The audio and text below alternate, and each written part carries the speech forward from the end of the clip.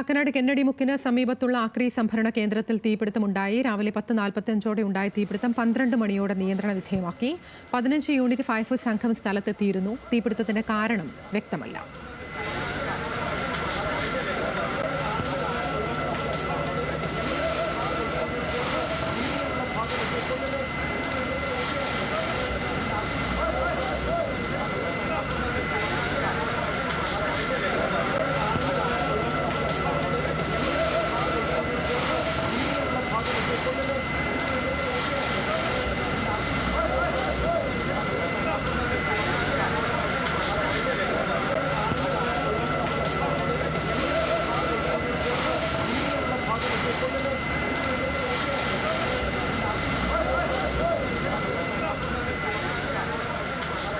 വിശദാംശങ്ങളുമായി ആസിഫ് ചേരുകയാണ്.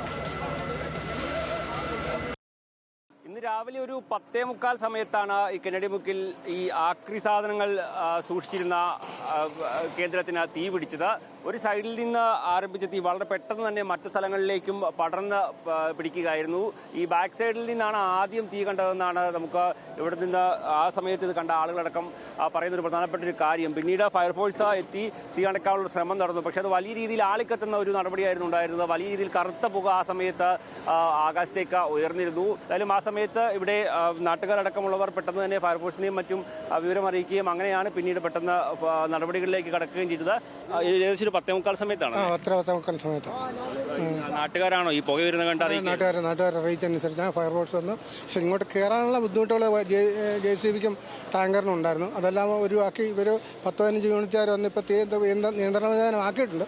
ഒന്നും അപകടം എല്ലാം തരണം ചെയ്തിട്ടുണ്ട്. ഒന്നും പേടിക്കാനൊന്നുമില്ല എന്നാണ് നമുക്ക് കഴിയുന്നത്. എനിക്ക് തോന്നുന്നു ഇവിടെ മൊത്തത്തിലൊരു മറച്ച് കിട്ടിയിട്ടുള്ളത് കൊണ്ട് മറ്റ് ഇടങ്ങളിലേക്ക് പെട്ടെന്ന് പഠനം തടയാൻ കഴിഞ്ഞൊന്നുമില്ല. ആ രീതിയിലായതുകൊണ്ട് ഇത് കുറേ കാലമായിട്ട് ഇവിടെ പ്രവർത്തിക്കുന്നതാണ് ഈ സ്ഥാപനം. ഇല്ല, സ്ഥിരമായിട്ടൊന്നും ഇല്ല. ഇവിടെ ആളുണ്ടോന്ന് അറിയത്തില്ല. ആളില്ലായിരുന്നുകൊണ്ട് ആളില്ലായിരുന്നു. ഉണ്ടായിരുന്ന 2-3 ഇതര സംസ്ഥാന തൊഴിലാളികൾ മാത്രമേ ആ സമയത്തുണ്ട്. അവരാണെങ്കിൽ വീടുള്ളതുകൊണ്ടാണ് പ്രശ്നം. അതെ.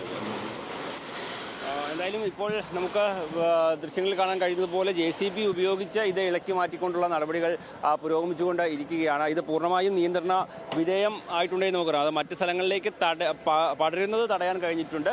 പക്ഷേ അതോടൊപ്പം തന്നെ ഇനി ഇത് അവിടെ തന്നെ ഇങ്ങനെ കത്തിപ്പോങ്ങി നിൽക്കുന്ന ഒരു സാഹചര്യമുണ്ട്. പക്ഷേ അതുകൊണ്ട് തന്നെ ഈ പുകയടക്കം ഉയർന്ന് ഇത് വലിയ രീതിയിൽ നമുക്ക് കാണാം. ആ ഒരു വശത്തേക്ക് അടക്കം പുക ഇങ്ങനെ ഉയർന്ന് പൊയ്ക്കൊണ്ടിരിക്കുകയാണ്. അത് ആളുകൾ താമസിക്കുന്ന വീടിൻ്റെ ഭാഗത്തേക്ക് അടക്കം പോകുന്നുണ്ട്. ആ ഒരു സാഹചര്യത്തിൽ അത് പൂർണ്ണമായും ഇല്ലാതാക്കണമെങ്കിൽ ഈ തീ മൊത്തത്തിൽ അത് അണച്ചാൽ മാത്രമാണ് ഈ നടപടികൾ സ്വീകരിക്കാൻ കഴിയുകയുള്ളൂ. സാർ, ഇത് ഇനി മറ്റു സ്ഥലങ്ങളിലേക്ക് പറ്റുന്ന സാഹചര്യങ്ങൾ ഉപയോഗിക്കാൻ കഴിഞ്ഞിട്ടില്ല. അപകടമൊന്നുമില്ല, ഇവിടെ എല്ലാം സേഫ് അല്ലേ, എല്ലാ ചുറ്റും വേറെ അപകടമൊന്നും ഇല്ലാത്ത ഏരിയയാണ്. ഇളക്കിയൊന്ന് നമ്മൾ ഇതിപ്പോൾ ജസ്റ്റ് ഒന്ന് ഇളക്കിയിട്ട് അടിയിലുള്ള പ്ലാസ്റ്റിക് എല്ലാം മറിച്ചിട്ട് നമ്മൾ ഫയർ ഫൈറ്റ് ചെയ്യും. ഈ പുക അടങ്ങുന്നത് മാത്രമാണ് അതേ ഉള്ളൂ, വേറെ അപകട സാഹചര്യങ്ങളൊന്നും ഇല്ല. ക്ലിയർ. അതാണ് അപകട സാധ്യതകൾ പൂർണ്ണമായും മാറി എന്നുള്ള കാര്യമാണ് ഉദ്യോഗസ്ഥരടക്കം എന്തായാലും വ്യക്തമാക്കിയിട്ടുള്ളത്. ഇനി ഇത് ഇളക്കി പുക പൂർണ്ണമായും അടക്കുക എന്നുള്ളതാണ് പ്രധാനപ്പെട്ട കാര്യം. എന്തായാലും തീ ഇപ്പോൾ ഏകദേശം പൂർണ്ണമായും നിയന്ത്രണ വിധേയമാണ് എന്ന് നമുക്ക് പറയാൻ കഴിയും. എന്തായാലും വലിയൊരു ആശങ്കയുടെ മണിക്കൂറുകളായിരുന്നു നിലനിന്നിരുന്നത്. അത് വലിയ രീതിയിൽ ഈ പുകയും മറ്റും ഉയരുകയും തീ ഇങ്ങനെ അണയാതെ നിൽക്കുകയും ചെയ്തതായിരുന്നു വലിയൊരു ആശങ്ക ഉണ്ടാക്കിയത്. അതിപ്പോൾ ഏതായാലും നിയന്ത്രണ വിധേയമാകുന്നതിലേക്കാണ് കാര്യങ്ങൾ എത്തിയിട്ടുള്ളത്. ക്യാമറമാൻ ഷാജ ഹുസൈനൊപ്പം ആസിഫ് മുഹമ്മദ്, ന്യൂസ് മലയാളം.